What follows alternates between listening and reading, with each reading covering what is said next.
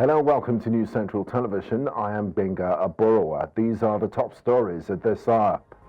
Accidental military airstrike kills 6 civilians in Katsina State. Former Edo State Governor Godwin Obaseki cries foul as Edo State panel of inquiry accuses him of 96 billion naira fraud. A South African court orders inquiry into Henry Orker's complaint, terrorism's trial complaint. The Central Navasar begins with security matters, where we understand that at least 6 civilians were killed in a mistaken airstrike by the Nigerian army in Katsina State. Residents say an army jet dropped a bomb in huts in Zaka village, Safana district, on Saturday while pursuing bandits who had earlier attacked a police base, killing 3 security personnel. The Nigerian military has yet to comment, but Amnesty International reports the death toll as 10 and is demanding an urgent investigation. This is the latest in a series of accidental military airstrikes in northern Nigeria, with previous incidents killing dozens of civilians. Authorities continue to battle criminal gangs terrorizing communities, but residents fear the increasing toll of collateral damage. In Abia State, Nigeria, residents are observing a sit-at-home order in response to ongoing political tensions. Streets are unusually quiet, with markets and businesses closed while public transportation remains suspended. The protest, intended as a peaceful demonstration, has disrupted daily life, affecting commerce and education. While some view it as a necessary action, others fear the long-term impact on the local economy. Authorities urge residents to stay safe and avoid conflicts as tensions rise. The sit-at-home order underscores the power of collective action, but also highlights the challenges local governments face in restoring peace and stability, leaving the future of Abia State uncertain. When I head to Edo State, where the immediate past governor of Edo State, Godwin Obaseki, has been indicted of 96 billion naira fraud committed while in office between 2023 and 2024. A forensic investigation of financial dealings of the immediate past administration in Edo State allegedly discovered that huge sums amounting to 96 billion naira were either mismanaged and or diverted to private accounts. On the 18th of December 2024, Edo State Governor Monday Okpebholo set up an administrative panel of inquiry to investigate the financial dealings of the impeached 18 local government chairmen in Edo State from 4th of September 2023 to November 2024. The chairman of the panel, Solomon Imohiosen, while submitting the report and recommendations to Governor Okpebholo over the weekend, disclosed the findings. He noted that the recommendations in the report aim to address these issues and promote transparency and accountability in the local government finances. Speaking through his chief press secretary, Fred Itua, Governor Okpebholo vowed to petition the EFCC over its findings. Meanwhile, the former governor of Edo State, Godwin Obaseki, has described as nullity the panel report indicting him and 18 impeached local government chairmen of 96 billion naira fraud. He said the report was just another desperate effort to justify Okpebholo's unconstitutional onslaught on duly elected council executives. In a statement signed by his media aide Cruzo Onsage, Obaseki noted that Governor Okpebholo does not have supervisory responsibility over the local government and can therefore not set up investigative panel of government officials that are elected into office just like him. He advised Okpebholo to note that there are limits to his powers as governor, emphasizing that he is neither the Inspector General of Police nor the chairman of the EFCC. But I head to Osun State, where Governor Ademola Adeleke and the All Progressive Congress are at odds over a court ruling reinstating local government officials on the APC. At a press conference, Adeleke accused Minister Gbega Oyetola of colluding with security agencies to enforce the ruling, calling it a plot to destabilize the state. He insisted the ruling lacked legal grounds. In response, the Osun APC dismissed the claim as blackmail, urging Adeleke to seek legal redress. Spokesperson Lawal Alhassan said the reinstatement was lawful and must be upheld. Both sides remain firm, raising tensions over the enforcement of the judgment.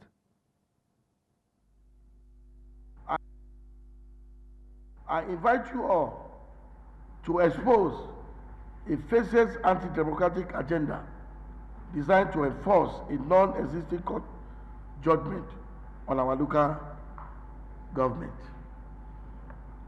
This evil plot is being spearheaded by the Minister of Marine and Blue Economy, Mr. Boyi, in active collaboration with Osun State Commissioner of Police, the Osun State Director of DSS, and the State Commandant of the Civil Defense Corps. I therefore appeal to Mr. President, who is a renowned Democrat, to insist on the rule of law by instructing the Inspector General of Police, the Director General of DSS, the Commandant General of Civil Defense Corps not to obey an illegal order from his nephew, Mr. Boyi. The Osun State Security Chiefs should also be called to order. I call on Mr. President to instruct the National Security Advisor and the Attorney General of the Federation to personally verify the fact the Court of Appeal judgment did not reinstate the sacked local government chairmen and councillors, and the fact that there is a subsisting judgment of court that sacked the chairman and councillor produced by the 2022. The House of Representatives has dismissed bribery allegations against its members, reaffirming its commitment to transparency and accountability. House spokesman Akitunde Rotimi urged Nigerians to rely on verified facts, not recycled claims aimed at discrediting public officials. The allegations came from a Binance official who claimed 3 lawmakers demanded bribes during an investigation into the crypto exchange. Rotimi stated that the affected members deny the claims, with one already pursuing legal action. He also revealed that Nigeria's rejected financial settlement offers from Binance, prioritizing national interest. With the case now in court and under diplomatic review, the House said it will refrain from further comments. Joining us live to discuss this is a legal practitioner, Joe Nwokedi. Thank you for joining us, Mr. Nwokedi. Thank you so much. My pleasure. Now, what do you make of the House of Representatives' response to the bribery allegations? Do you find the denial credible, or should investigations take place? I think for the interest of Nigerians, a thorough investigation should be conducted into what transpired between the House of Reps members and the Binance executive or director, whatever name he goes by. Because it's not the first time we are witnessing such a dirty deal involving our lawmakers, especially members of the House of Representatives. We can recall the drama that transpired between Otedola, the oil mogul, and the other man there, Farouk, that headed the committee also, and how Farouk wanted to take advantage of being a chairman of a committee responsible for looking into oil and gas and things related to that, to exploit and extort Chief Otedola, into giving him a humongous amount of money, running into millions then as bribes. And there's so many other, issues that actually, affected the country, where you have members of the House of Reps, heading committees to look into that. They ended up having no credible results. Rather, the situation will become worse. For instance, price hikes, MTN, all these multinationals, a lot of things. We heard that there was a committee of National Assembly that will look into that. And when they get into the business, instead of focusing and releasing their energies on how to get a better bargain for the people of Nigeria, they rather go see that opportunity as opportunity to exploit the people, look for bribe, look for money, look for what will be used to pacify them at the expense of Nigerians. Now, Barrister Nwokedi, for me, These are still allegations at this point, and in law, it's said that he who alleges must prove. Mr. Tigran Gambrian, who made this very weighty allegations, has not provided any evidence to back up his claims. It's in court. I think he has to dig up evidence to back up his claims. If he cannot get electronic evidence, he can get oral evidence, can get people that witnessed it. He can get source evidence from other credible means that will be accepted by the court as being credible, to enable him establish his issues, the allegations that he alleged that the members of the House of Reps actually, got involved in. But the fact is that it's not the first time we are seeing that. It's not the first time we are seeing issues happen in Nigeria, and committees will be set up, or a committee of National Assembly will be authorized to look into that issue. And at the end of the day, Nigerians will not hear about that again. He also indicted a National Security Advisor. Okay, sorry to butt in, Barrister. Okay, we have to go for a quick break. When we come back, we'll continue our discussion. Yeah, welcome back to News Now and News Central TV. And before we went on the break, we were discussing the weighty allegations made by Binance executive against members of the National Assembly, 3 members of the House of Reps, and we're joined by Barrister Joe Nwokedi to analyze this. Now, Barrister Nwokedi, before we went on that break, I was talking about Mr. Gambrian proving, the burden of proof on him proving these allegations with concrete evidence. I think it's left for his legal team to do that. For him to have gone public, I believe he has something to back up his allegations.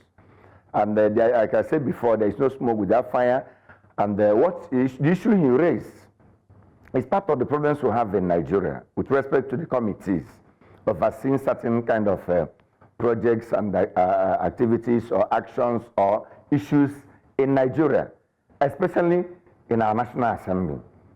When you see committee of maybe on oil and gas to regulate prices of oil or shortage or whatever, instead of going in to negotiate something good, a good package for Nigerians, they will rather begin to find a way to get something from the main key players in that sector. The key players, it will be an avenue for them to make money. These are part of problems we have in Nigeria. So for that man to have raised that issue, that weighty allegation, for me, thank God somebody has gone to court. Let his legal team assemble all their arsenals, all their materials, all their credible evidence or whatever they have that will enable them to establish their case and then appear in court. Nigerians are interested in that weighty allegation. Let us actually know what is going on in Nigeria.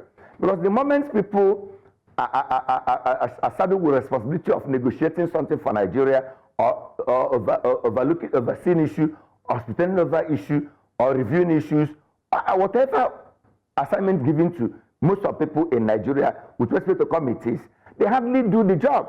They just go there and begin to negotiate for their personal pockets, begin to reach out to the key players. How much are you giving us? They will kill the sense of the whole thing. There will be no report. It will be pushed under the carpet. That's why in Nigeria, you always hear that something entered under the carpet, swept under the carpet, swept under the carpet. Why are they being swept under the carpet? Now, these are very weighty allegations, and do you think this controversy might signal a hostile environment for foreign businesses operating in Nigeria, and it might affect the foreign investment climate? They might not want to come to Nigeria, seeing all those sorts of things play out. Basically, it's not a good one for our global image. It's not something to be proud of. But then also, it will also help us to get into the root cause of what really transpired between the Binance executive, chief executive, and members of the House of Reps, and also expose all the rots going on within that, can I say sector, within that kind of committees or whatever being set up, either by national, body or by state bodies, or either House of Assembly or House of Reps, or even Senate, or even another committee set up by federal government. Let us actually know what they go to do.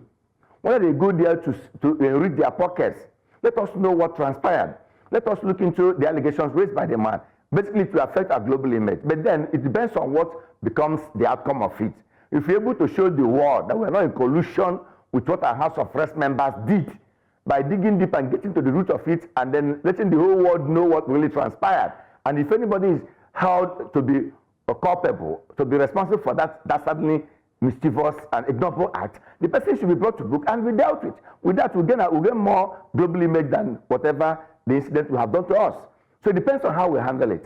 If we handle it well and let the world know that we're not known for this, and these people are like isolated individuals on their voyage of their own, the world will see us as not being part of it. But if we connect with our members of House of Reps and then sync it and connect with the judiciary and then find a way to moisturize it, let me use Sheikh Husani, moisturize it, and Sheikh Husani in the West. Then if we moisturize it and deodorant it, then the whole world will know that this is how we live. This is how we do our things. And it will scare them from bringing in businesses in Nigeria, especially reputable companies. Because somebody told me as a lawyer, he said most companies that are very, very reputable with integrity don't usually come to Nigeria for business. It's the rogue ones that are ready to play Nigerian games, that are here in Nigeria and that flourish in Nigeria. They can subsidize, they can play substandard, do substandard products, they can bribe, they can meet our people, they can extort us because they want to play Nigerian games. But those foreign companies that want to maintain their integrity and their reputation, they hardly come here. Now, Barrister Joe Okedi, just before I let you go, looking at the speed at which the Nigerian government responded through the Ministry of Information denying and condemning this accusation, and also the spokesperson for the House of Representatives, what steps should now be taken to restore public confidence in the country's financial regulatory institutions and also the institution of the National Assembly to restore public confidence? I totally condemn the reaction of our spokespersons in this issue. On what grounds, sir? On the ground that they wouldn't have come by denial. They wouldn't have said that, they wouldn't have portrayed themselves in a way that would show that they are trying to cover up what transpired. What they would have said that they have had what the Binance chief executive said, that they will further look into it with a view of revealing or unraveling what transpired. If at the end of the day these people are found culpable of that offense, they should be held responsible and they should be dealt with accordingly in line with provisions of our laws. But not to say that such a thing never happened, or issue statements that will be as if we are in collusion with what they have done. There should have been an investigation.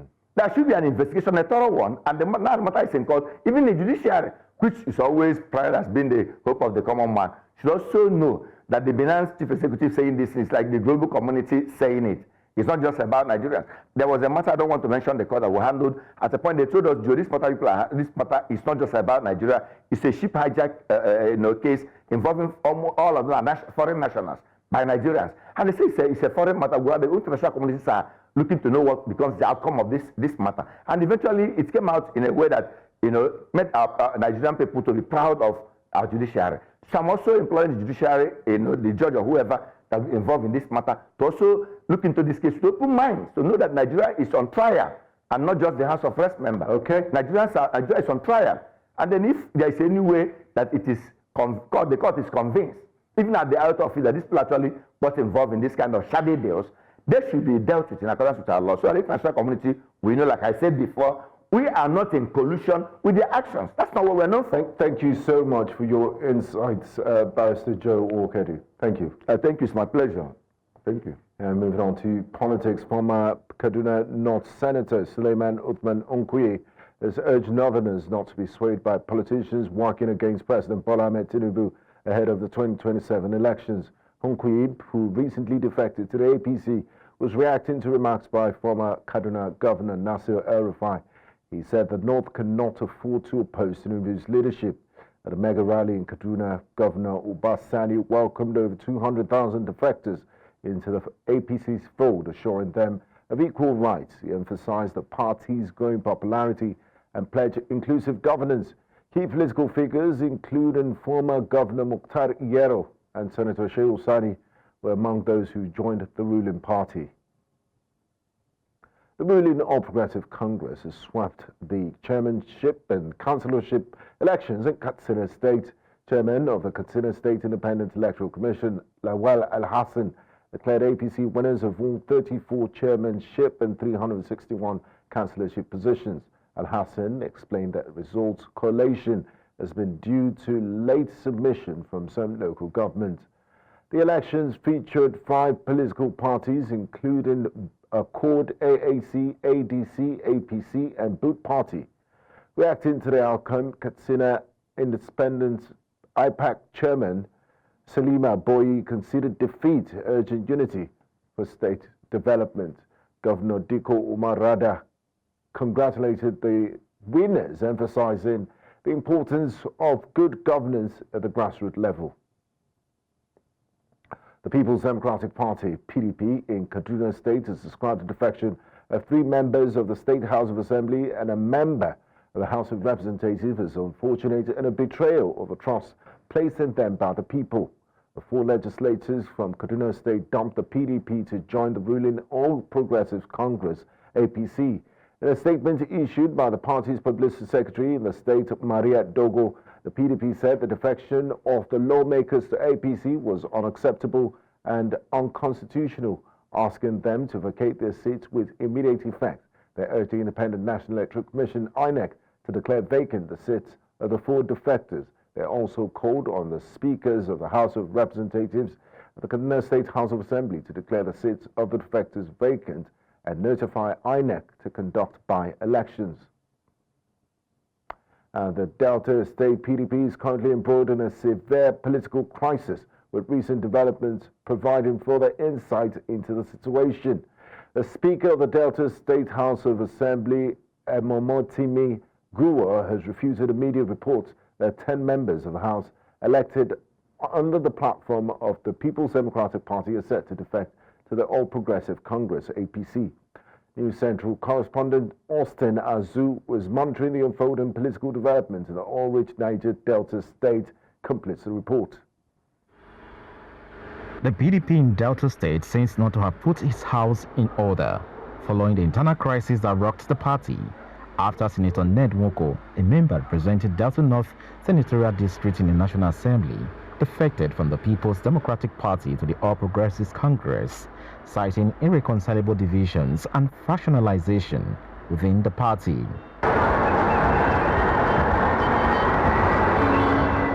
At a plenary session presided over by the Speaker of the Delta State House of Assembly, Momotimi Guwa, the Speaker enjoined Deltans, particularly PDP faithfuls in the states, to discountenance media reports that 10 members of the House elected under the platform of the People's Democratic Party are set to dump the party for the All Progressives Congress. He stated that the 22 members of the PDP currently serving as legislators in the State Assembly are solidly loyal to the party's ideas, pointing out that the intention of the rumor mongers is to heat up the polity in the state. I don't think there is any member from the PDP that intends to join the APC in Delta State. Of course, we all know that the PDP in Delta State is very strong, intact, and our people are very, very happy with the present government as led by His Excellency Right Honorable Sheriff Oborowori. Similarly, Chairman of PDP in the state, Solomon Areyinka, reacted to the recent defections from the state PDP and the party's future prospects, said the party is not afraid of defectors because founding members play politics of ideology. Let me put it on record that there is no party without a crisis, because politics is interest. We have seen defections in the party, but I make bold to say that as a party in this state, we are not too afraid of defections. Defections started long ago. So we are not too bothered, but that is not to say that we are keeping our flanks open. As people are going, people are also going into PDP. As the party's plan for the upcoming general elections in the state and beyond, the party's unity and potential strategies to prevent further defections will remain sacrosanct in the coming days. In Asaba for News Central, Austin Azu. Now, governors in Plateau State is about to wear a new and more productive look in ensuring the agenda of Governor Caleb Mutfwang-led administration achieves its set-out agenda. Speaking at the close of a week-long retreat themed that Plateau may shine, the governor, represented by his deputy Josephine Pio, said the event was to ensure activities of the state for the year 2025 are better understood and implemented by concerned authorities for better Plateau. News Central's correspondent Chizoba Nyongwe was there and filed this report. This is the second time this event is holding within the 2-year stay of Governor Caleb Mutfwang in office. However, one may not take away the recent reshuffle of his cabinet as one of the major reasons behind this retreat. Improving governance in the state is one key concern of the governor for the betterment of the people. We have come together with a common purpose to unlock the immense potential of Plateau State, to harness its economic opportunities, and to pave the way for a brighter and prosperous future for all. Earlier, the secretary to the state government read out the communique to members of the press. 1. To review the Plateau State Development Framework, PSDF, 2023 to 2027, by assessing its implementation, progress, achievements, challenges, and lessons learned. 2. Understand the philosophy and thrust of the 2025 budget of consolidation and sustainability. Commitment and steadfastness are among the values that will bring about sustainable development that will transcend into a better life for the people of Plateau State. Rising from this retreat, there should be better results from it. Teamwork for us as people in government and the Plateau spirit reawakened for the people of Plateau State. So there will be remarkable change going forward. We're going to be telling our own story. We're going to be doing what will also help us as a people.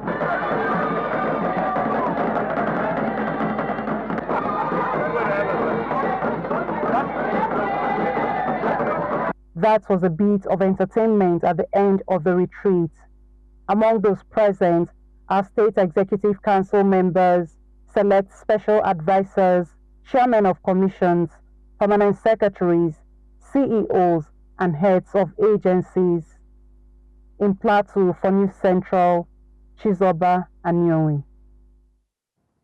Earlier during the bulletin, we did tell you about happenings in Edo State, where the immediate past governor of Edo State, Godwin Obaseki, has been indicted of 96 billion naira fraud committed while in office between 2023 and 2024. Now, joining us this morning to discuss this is Special Advisor to the Governor of Edo State, Andrew Mwanta. Honorable Mwanta, thanks for joining us on the news. Good morning to you.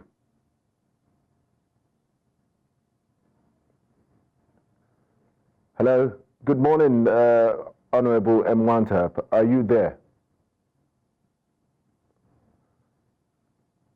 We do have a special advisor to the Governor of Edo State, Honorable Andrew Mwanta. Could you hear us? Are you there? Okay, we'll try to reconnect with the special advisor to the Edo State Governor. Moving on, 48 hours after the demise of Pa Ayo Adebanjo, the national leader of the Yoruba social cultural group Afenifere, dignitaries have continued to flock to his residence to pay tribute and condole with the family. News Central's Igbalani Omoni has more in this report. Pa Ayo Adebanjo, the renowned Afenifere national leader, has passed away, leaving behind a legacy of fighting for justice and equality. As news of his demise spread, dignitaries from various walks of life have been trooping in to pay their last respect and condole with the family. 2 days after his passing, the influx of visitors continues, with major political and religious figures, government officials, friends and family members all coming to honor his memory. Today, notable visitors included Pastor E.A. Adeboye, Peter Obi, Gbadebo Road Survivor, and Eunice Tanko, amongst others, who shared stories and reflections on Pa Adebanjo's enduring legacy. Our nation, Nigeria, have lost something very, very, very important. Somebody who fearlessly, courageously fought for justice, fairness and what is right. And most importantly, remain consistently consistent to the end. He's like a father to me, and I must confess how he supported my administration, despite the fact that we didn't at that time belong to the same political party. That underscores the fact that this is a man of principles, and he exhibited that to the end. He's unapologetically consistent, and that is something that is so rare in today's politics, and it's something that sets the light on a path for that it's okay to stand your ground. It's okay to stand for something because people will remember you for that thing, and that's what we are seeing today. He's really the father of all. So he has children across board who would step up, both from within the family and outside. You have various people. I mean, he's done the best in educating us to the best of his ability. It's now really up to us. And we would see, as they say, fortune favors the brave. So we just have to assert our own marks individually. Former Vice President of Nigeria, Professor Yemi Oshibajo, alongside Afenifere groups, has been celebrating Pa Adebanjo's life and contributions to Nigerian society, acknowledging his tireless effort to promote unity, justice, and progress. We'll remember him for his great courage, for his dedication to the region, and to all national causes that he participated in. We pray that his memory will always be blessed. He was a great leader of Afenifere, a tribalized Nigerian, not perturbed by sentiment nor peculiar gains. He was truly a trench man, a great and formidable papa. You had fought the good fight. As the nation mourns the loss of this iconic leader, his family and loved ones take comfort in the outpouring of support and tributes from across the country. In Lagos, for News Central, Igbalani Omni.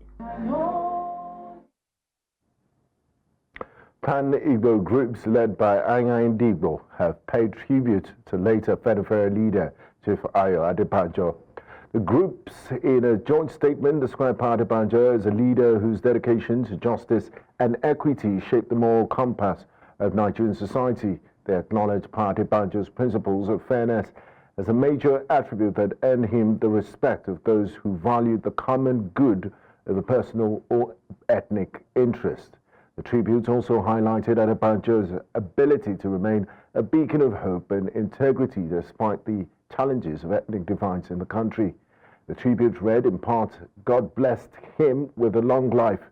He used it to do God's work by speaking the truth without being compelled or induced to. Chief Adebanjo, it was noted, could have chosen to remain silent in his later years, but he chose to continue advocating for what was right, even in the face of adversity. The tribute was signed by prominent Pan-Igbo groups, including Anya Ndigbo, Aka Ikenga, Igbo Leaders of Thoughts, Nzuko Umuna, and World Igbo Congress, among others. Now, operatives of the National Drug Law Enforcement Agency says it has dismantled a trans-border drug trafficking syndicate. This was disclosed in a statement signed by the agency's Director of Media and Advocacy, Femi Babafemi, on Sunday. Femi said operatives of the agency discovered substances worth millions of naira hidden in vehicle compartments, while others were disguised as auto spare parts. One of the suspects was intercepted with 404.47 grams of methamphetamine, 506.49 grams of loud, and 262.32 grams of dimethyl sulfone hidden inside a black bag filled with auto spare parts. I will now head back to Edo State, where the immediate past governor, Governor Obaseki, has been indicted of 96 billion naira fraud committed while in office between 2023 and 2024. Join us to discuss this. We have a special advisor to the current governor of Edo State, Monday Okpebholo, Andrew Mwata, joining us live to discuss this. Good morning, Honorable Mwata. Yeah, good morning, and good morning to our viewers. It's a pleasure to be here this morning. Now, my first question to you, Honourable, is does the governor, the current governor, Monday Okpebholo, have the constitutional authority to set up an investigative panel against elected local government officials and a former governor? Others have said, you know, this is the work of the Nigerian police or EFCC. Yeah, thank you for that question.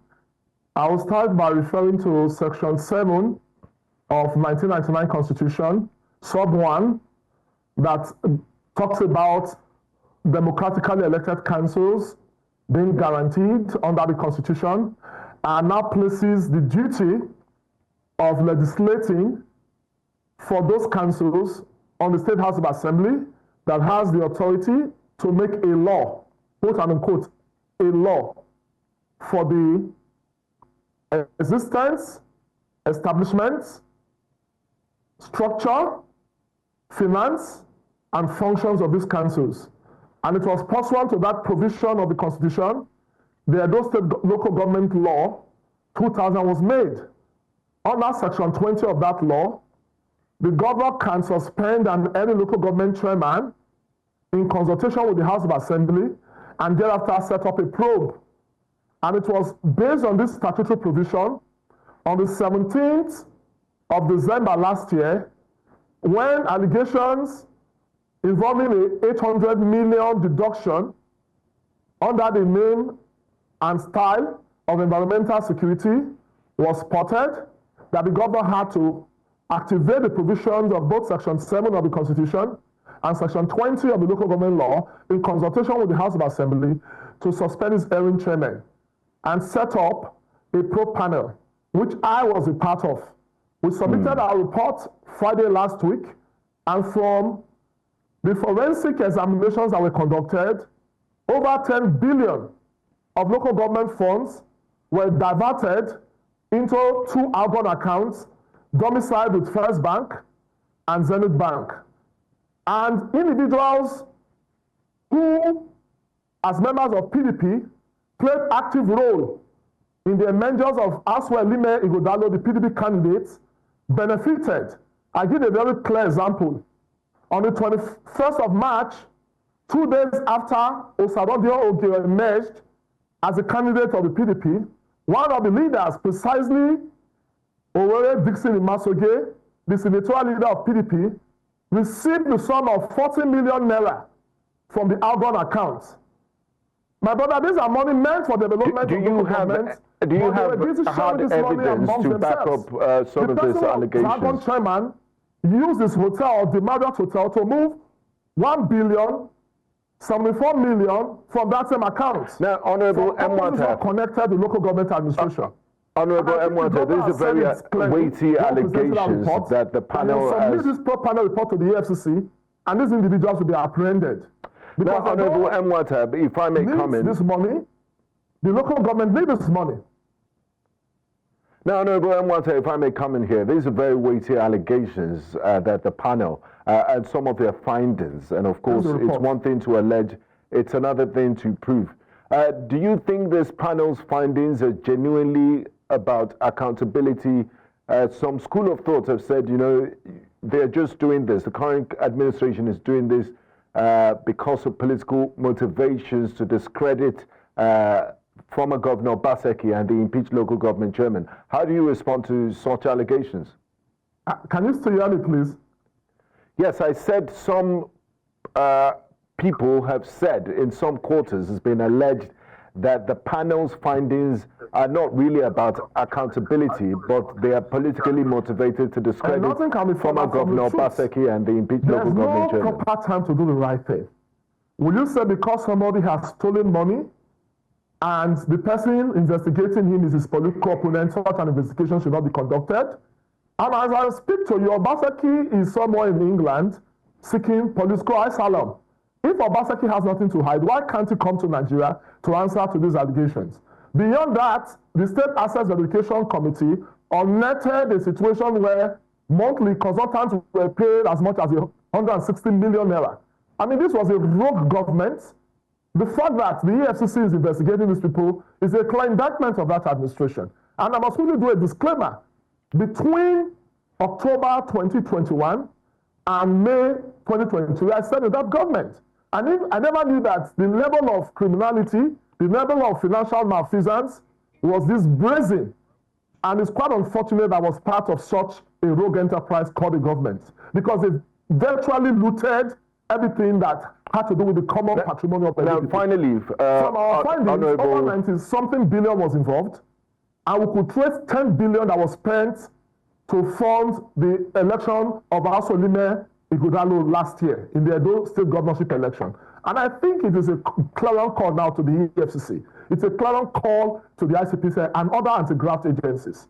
Now, finally, Honorable Andrew Mwata. Zero tolerance for corruption, has zero tolerance for looting of the common patrimony of people, because these monies were meant for development. Okay, finally, before we go, Honorable Mwata, has a duty now that the Edo State ensure that our markets are clean. I'll give you another example. Oredo, for instance, there was a market that got born accuser. The chairman in Oredo is the younger brother of Godwin Obaseki.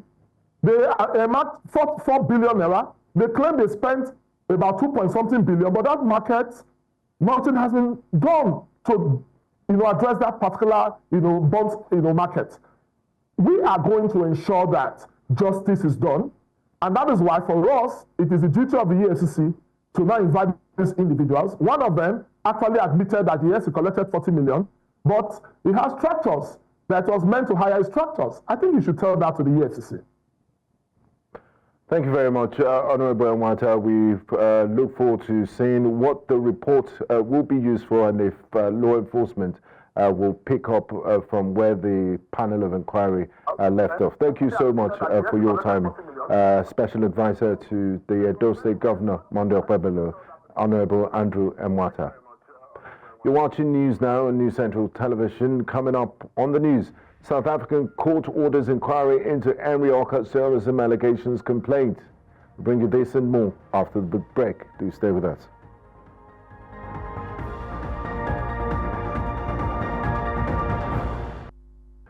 You're welcome back. South Africa's Judicial Conduct Committee has overturned the dismissal of a complaint by Henry Okat, the jailed former leader of Nigeria's movement for the emancipation of the Niger Delta MEND. A 4-member panel ruled that Okat's appealed documents were allegedly tampered with, leading to his case being referred for inquiry. Okat accused Chief Justice Raymond Zondo of directing court staff to alter documents, which he claimed led to the dismissal of his appeal. The committee noted that Zondo failed to respond to the allegations and ordered further investigations. Henry Okat, serving a 24-year sentence in South Africa for terrorism, maintains his conviction violated constitutional and international laws.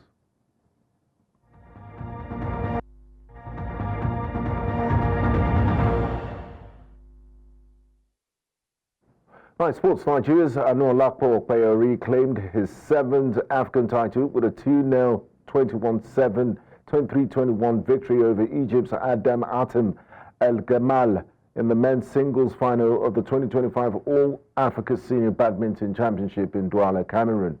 Alhassan dominated the tournament, defeating Zambia's Colombo Mulenga in the opening round, Mauritius's Georges Paul in the quarterfinals, and Morocco's Driss Bouroum in the semi-finals. In the final, he showcased experience and technical brilliance, sealing another gold medal. The two-time Olympian has now won 5 consecutive continental titles from 2019 to 2025 and 2 All-Africa Games gold medals, cementing his legacy as Africa's top badminton player.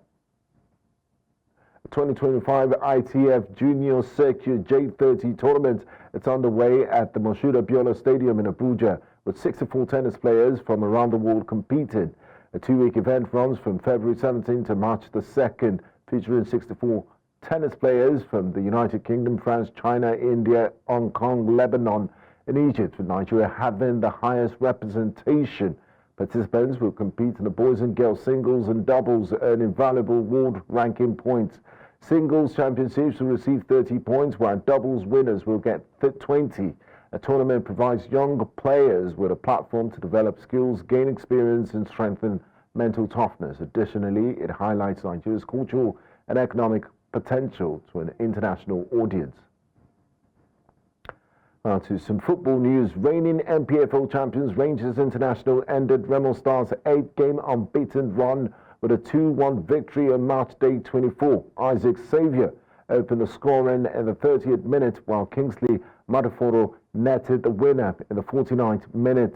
Remo Stars' Adams Mustafa Agba had equalised with 10 minutes left, but John Bassett secured Rangers' win in the 88th minute from the penalty spot after a retake was ordered. Meanwhile, in Benin, Bendel Insurance cruised to a 3-0 win over 10-man Niger Tornadoes, with goals from Julius Emiologu, Uche Collins and Karaoke. Still in football, Nasarawa United have announced the appointment of former Super Eagles coach Salisu Yusuf to lead the team out of relegation trouble. The club currently sits 18th in the MPFL standings with 26 points from 24 matches. Parted ways with Kabiru Dogo after a poor run of results. In a statement, the club thanked Dogo for his service but emphasized the need for a new direction. Yusuf, a CAF A licensed coach with vast experience at both local and national levels, is expected to revive the team's fortunes. The club assured fans of its commitment to improving performances and competed at the highest level in Nigerian football. And that's all on the news at this hour. But before we go, let's take another look at some of the major stories. Accidental military airstrike kills 6 civilians in Katsina State. Former Edo State Governor Godwin Obaseki accused of 96 billion naira fraud. And we also told you that a South African court has ordered an inquiry into Arioka's terrorism allegation complaints.